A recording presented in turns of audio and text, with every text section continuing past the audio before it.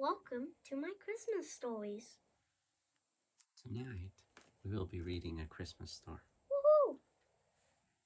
Come now, my dear little stars, said Mother Moon. I will tell you a story. Every morning for a week before Christmas, Mother Moon used to call all the little stars around her and tell them stories about wonderful stars. Then the stars would bid Mother Moon good night Good night. and go to bed in the sky chamber.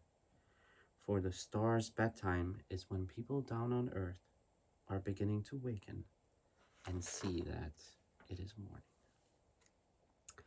But that particular morning, one golden star still lingered beside Mother Moon.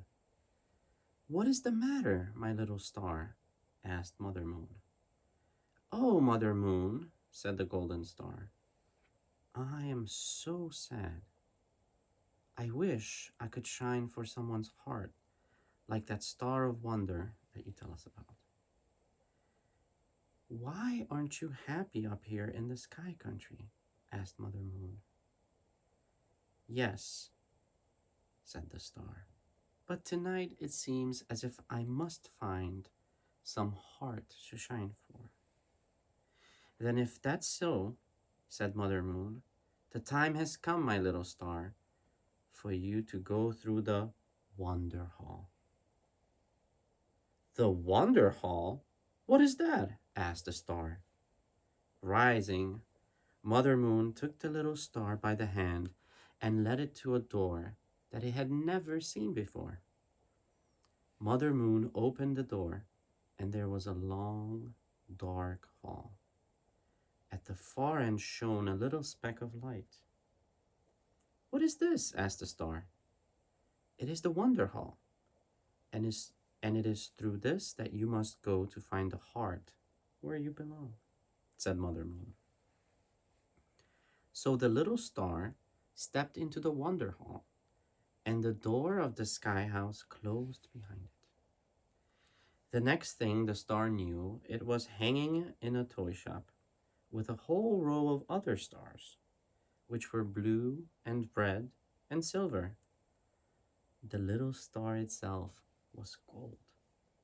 The shop smelled of evergreen and was full of Christmas shoppers, men and women and children.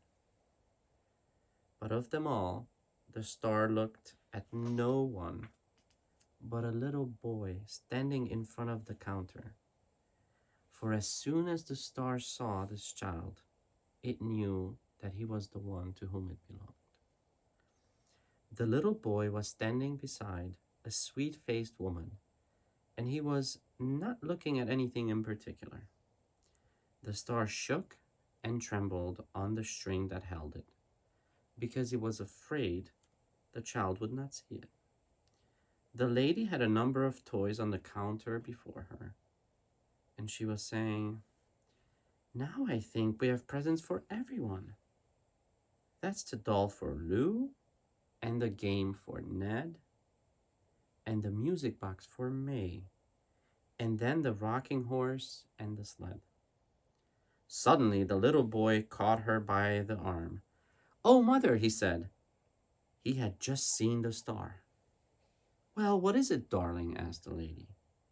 Oh, mother, just see that star up there. I wish, oh, I do wish I had it. Oh, my dear, we have so many things for the Christmas tree, said the mother. Yes, I know, but I do want the star, said the child. Very well, said the mother, smiling. Then we will take that too.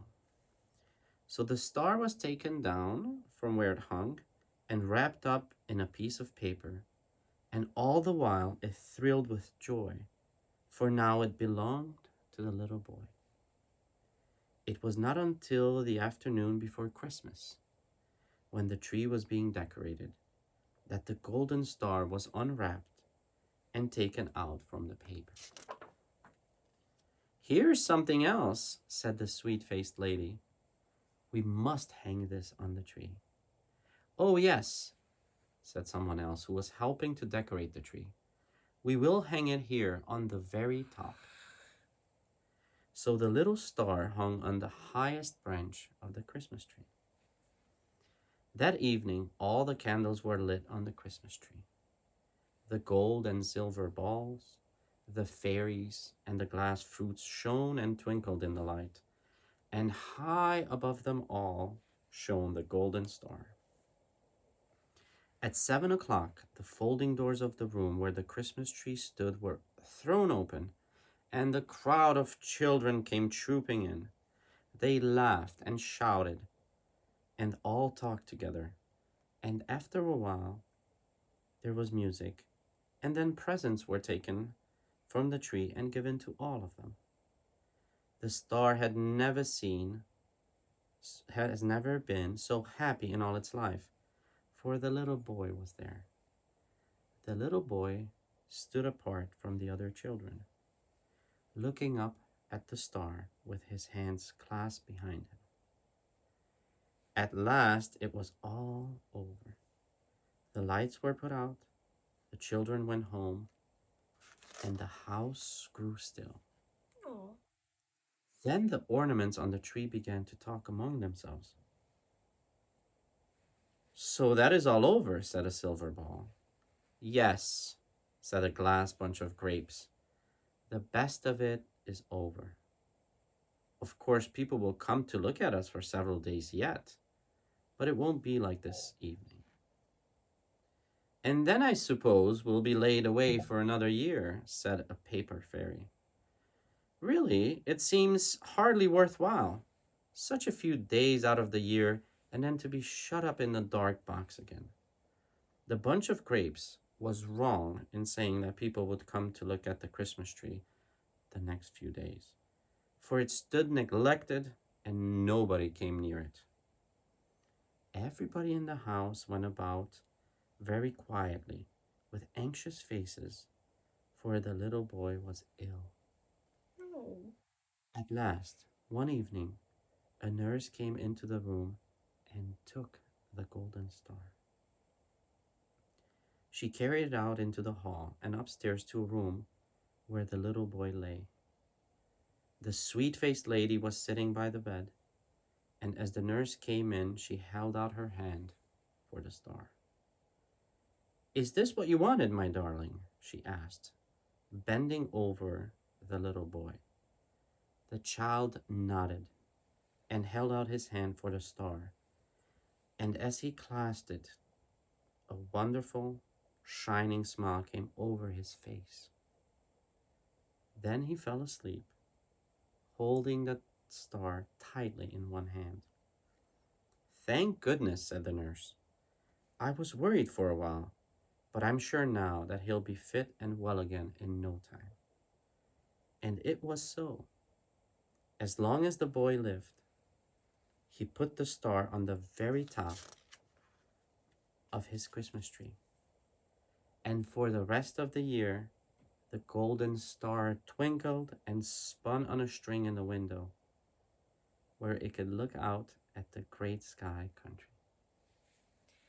Thank you so very much. much for listening to my story. Please subscribe and hit the notification bell to never miss our stories. See you soon, friends.